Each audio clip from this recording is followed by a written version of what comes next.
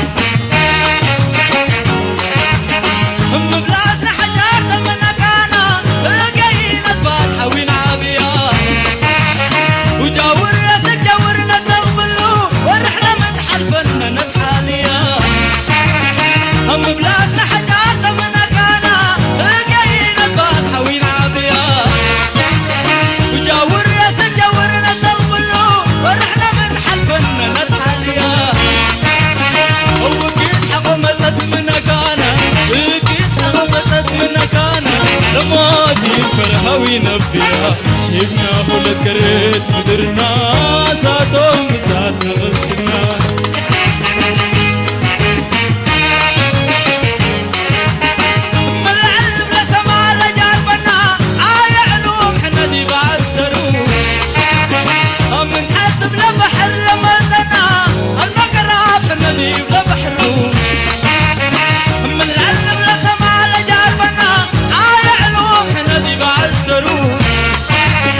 من حسب لبحر لمزنا المقرات ندي لبحرو وبر لمزنا مفوناتا بر لمزنا مفوناتا شاكا من دحدتنا برو شيكنا كل الكريت مدرنا ساتهم سات نغسنا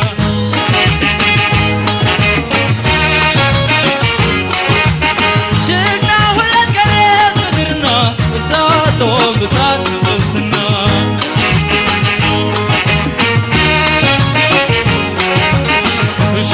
ولد قريت مدرنا ساتهم بسات نغسل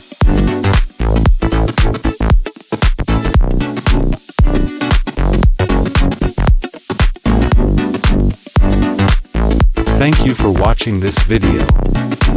If you enjoyed it, don't forget to subscribe to EdTube, like this video, and share it with your friends. Your support helps us bring you more content.